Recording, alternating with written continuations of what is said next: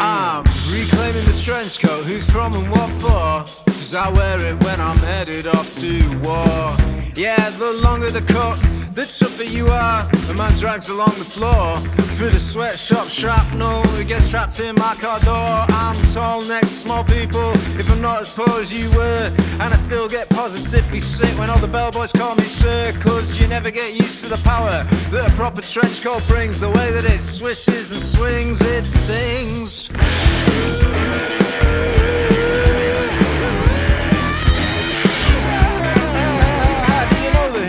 Trench coat, what it represents and who it's for. What I want to know is who would want a coat so close to the floor. I went to the trench coat museum to see him. 1,000 cuts like pelts from another dream, stuffed and bursting at the seams. If you're fishing for a theme and it's somewhere in between, a day's honest graft and constantly fleeing the crime scene.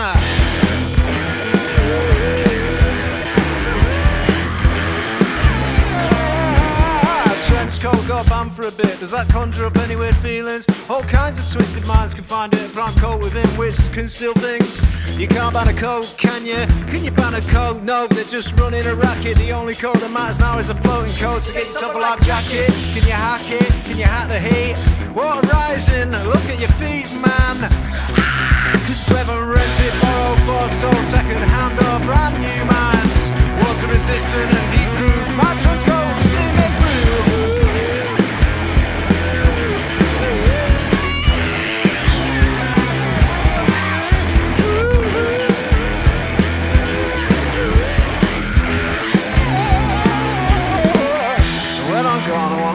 Trench coats framed, knackered boots and dirty glasses, tastefully arranged on the plimps in between. When they get to the final exhibition, celebrating my name, I want you to be on display too, 'cause all that really remains of me is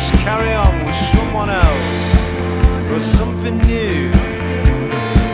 There's no need to be blue. Everything has already happened, and time is an illusion. It's hippie bullshit, but it's true. Come with us, 'cause now we're off to meet them, so pack your weapons. Don't want them thinking they could pull a fast one on us. Now do it, Graham? It's alright, I've fought more wars than I've had hot dinners. Sure you have, but the key to peace lies within us, and everybody else would have achieved it if they'd been as enlightened as me. It's hippie bullshit, but it's true. Now watch me explode.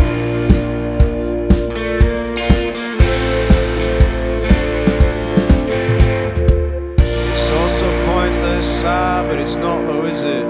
It's really real, and when you feel it, you really feel it. Grab somebody that you love, anyone who needs to hear it. Shake them by the shoulders, scream in their face. Death will come for us all, but not today. Today you're living it, hey, you're really feeling it. So give it everything you've got, knowing you can't take this with you, and all you've ever needed to exist has always been within you. Give me some of that good stuff, that human spirit, and cut it with 100% endurance.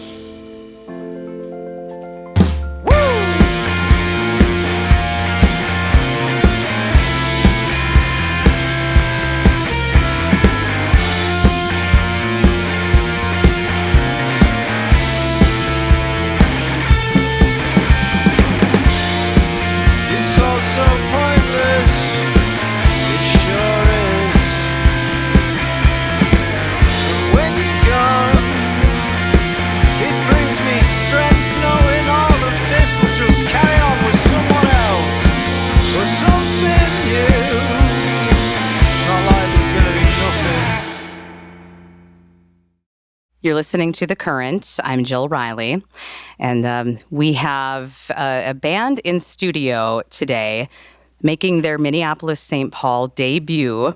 Band from, based in Leeds, and we've been playing the song The Overload, which you may recognize as being the band Yard Act. It's been a pretty big whirlwind for this band, and we're so glad that they're able to come to Minneapolis, St. Paul, because I know they've been in the United States, kind of sticking to the coast for previous visits, but we're lucky to have them in the studio. And I am here with James from Yard Act. Hello, Jill. Welcome to The Current. Thanks for having us. It's excellent to meet you. Yeah. Saying it's been a whirlwind, because it has, because really, you're still a fairly new band. Yeah. But it's been incredible. I mean, The Overload, so that came out at the beginning of 2022. Yeah. And just like the buzz around it and the fact that it was shortlisted for the Mercury Prize. I mean, How has it felt for you since releasing that debut record? Honestly, I didn't feel anything last year. It was too chaotic and non-stop to really process any of it. But that said, coming out the back end of that album campaign, over 18 months on, which, what is it? What are we now, September? What's that? I know. What's that? Don't ask me to do math on the radio. I'm very bad at doing 12, that. 21 months. Yeah, 21 months later. Yeah. I can look back on it and I feel really grateful for everything we've done. I'm really proud of coming through the other side of it and seemingly having achieved quite a bit, which is nice. Yeah, achieving quite a bit in, again, relatively a short amount of time. I wonder, before we talk about the new song, could you take us back, James, to how the band started? Yeah, of course. We haven't been going that long. It was 2019, and me and Ryan, who plays bass, we were friends sort of pub associates. We were both in local bands in Leeds that had played shows together, and we'd done a split single together for a local record shop, Jumbo Records, and kind of off the back of that we got quite close. And then Ryan needed a place to stay, and me and my wife allowed him to move in with us, and that kind of formed the basis of Yard Act, those late night demoing sessions in our spare room.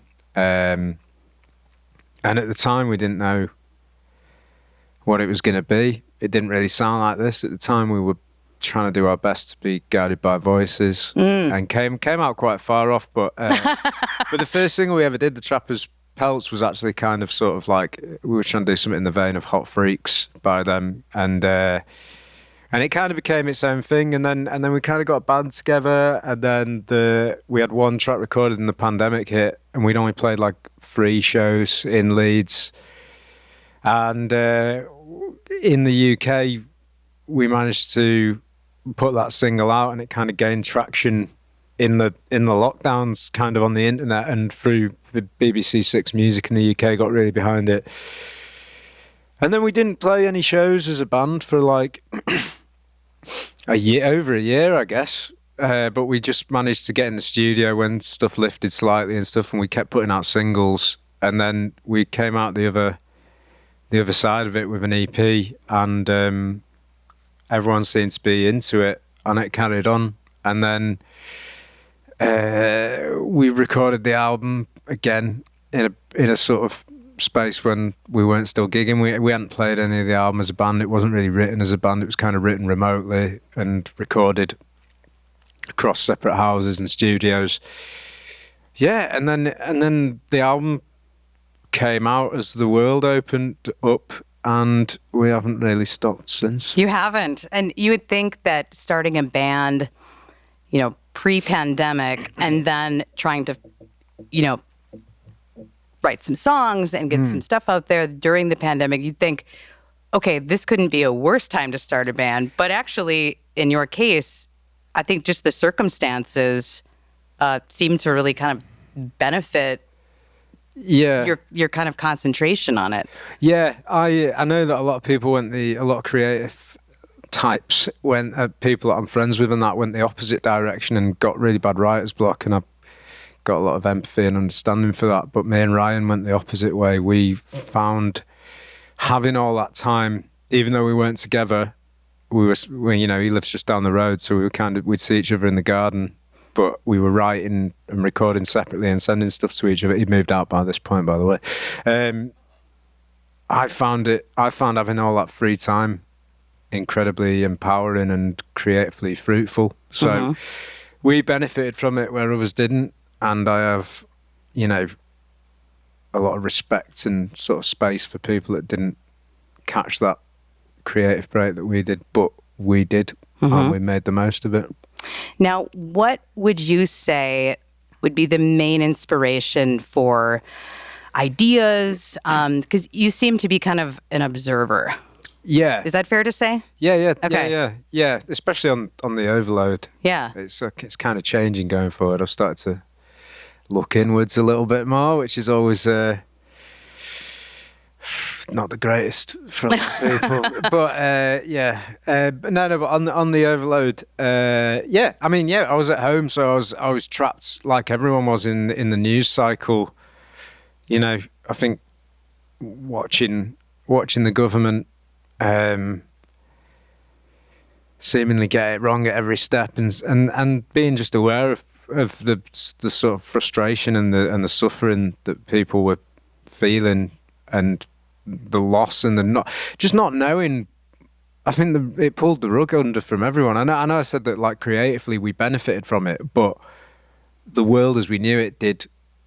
These invisible foundations that hold modern society together, they all collapsed, and I suppose that's what the overload was about. It's that sort of paranoia and that unknowing, and the overload itself is the overwhelming amount of information that I was consuming from outside sources coming back at me through a screen, basically. As well, a lot of this. yeah, and just a lot of that, like, because there was nowhere to put it except for music, like unless you can rant on Twitter or whatever, but I and when you need an outlet, you need an outlet, and I get why people have to do that, but I don't, you know, it's yeah, I put it into music and into lyric writing, and that was huge. It was an outlet. It was cathartic for me, and I also look back on my sort of past and dug back into my own childhood memories and growing up to kind of sort of you know, sort of to basically see that growing up in the 90s was the same as growing up now. We still face the same problems. They've got worse, but we always knew they were coming. It's not like something went wrong one day out of the blue. We've been on this path for a long time, so sure. Yeah. It just took a little shaking to kind of wake up to it. I'm talking with James Smith of Yard Act. I'm talking about the origins of the band and the Overload, which came out in the beginning of 2022. What did it feel like to be shortlisted for the Mercury Prize?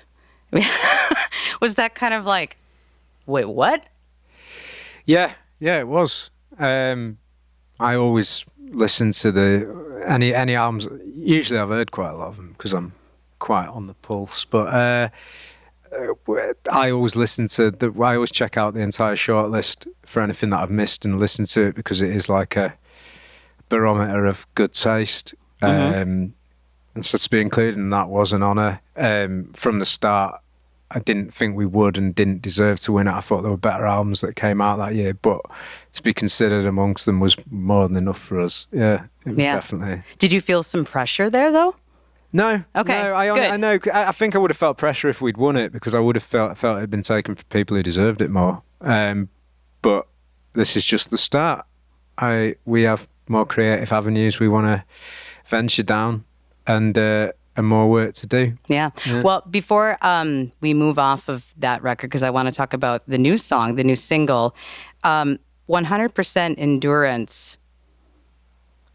Tell me about the connection to Elton John, because that is wild, and it's something that I love about Elton John is he is so like plugged in to what's going on with music now, and he is like just to think of somebody on that kind of like platform and level and fame, but just knowing that he is still a music fan. Yeah. Okay, yeah, so he massively is, yeah. How did you get in the studio with Elton John, but how did you first meet? In the studio. Okay. But he kept name dropping us in interviews, saying we were one of his favourite bands. He also kept name dropping the Hold Steady, which was cool. Excellent.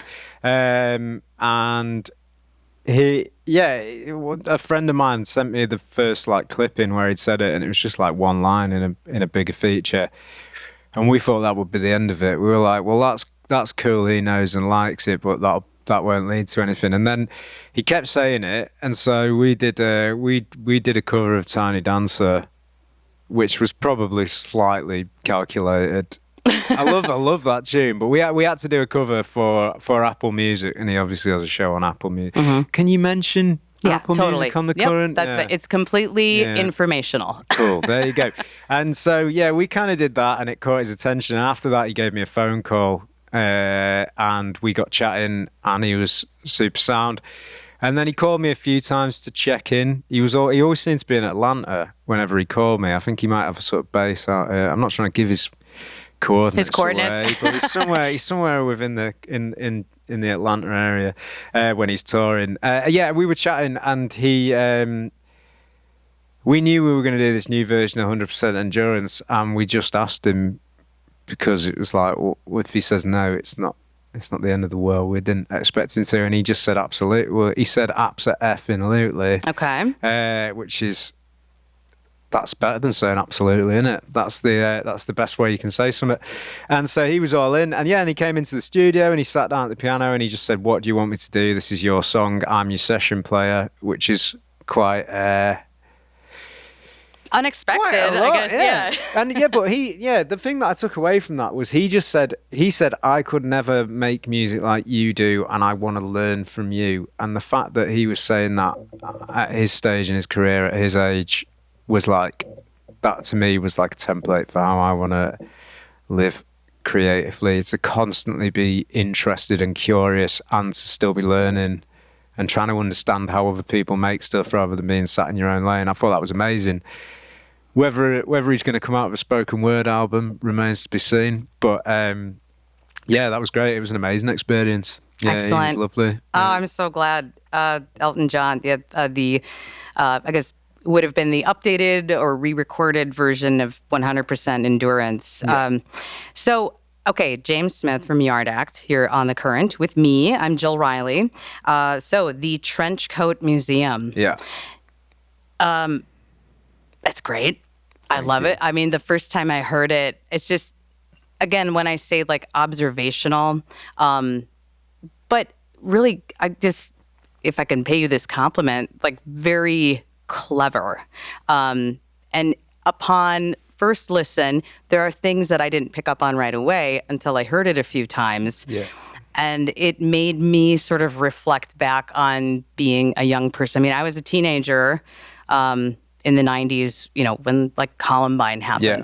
So when I think trench coat, I guess had that never happened, Yeah. I would still think detective, like Inspector Gadget, or I don't know, a flasher, or like anything associated with a trench coat. But it is easy to go dark because I do remember the kind of media frenzy of a black trench coat and what that suddenly became.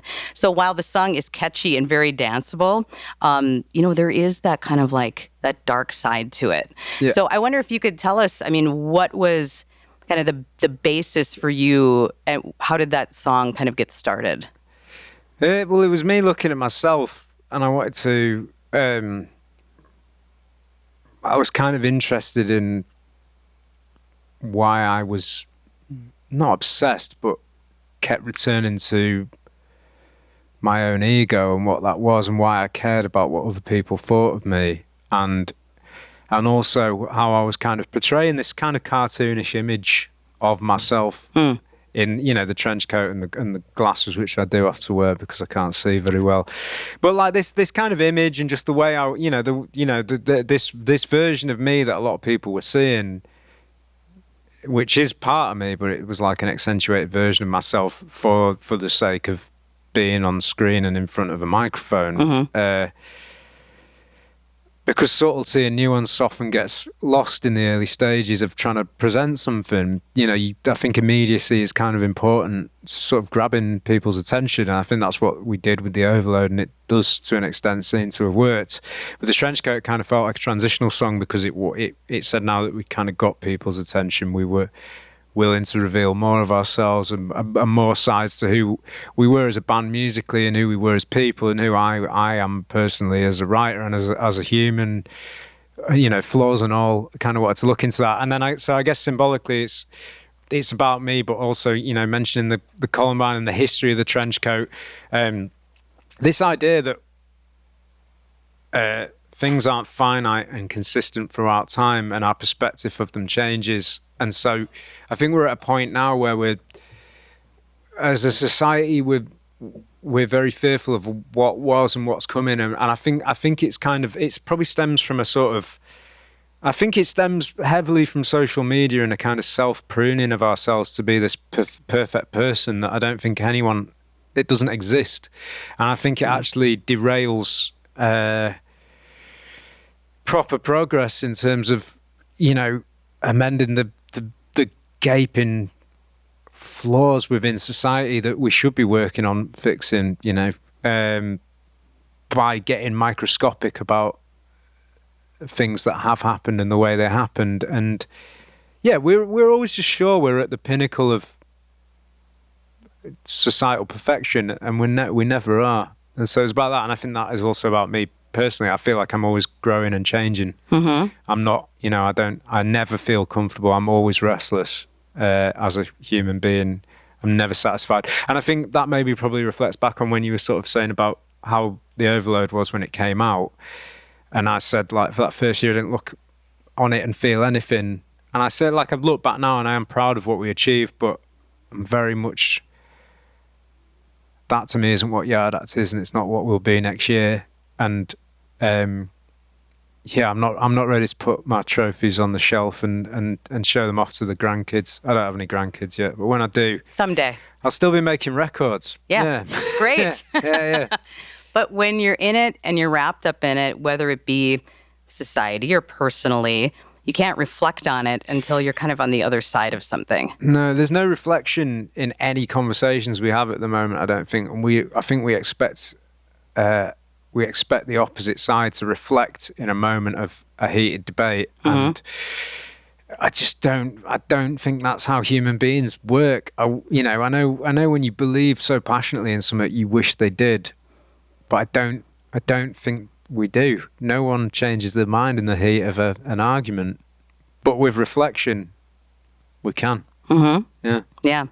I'm with James Smith from Yard Act here on The Current. At the Trenchcoat Museum, again, super, I love what it is. I love the cleverness of it. And it is highly danceable, by the way. I love the music video. I watched it over and over. I don't even know if music video is right. Like short film maybe is a better way to put it.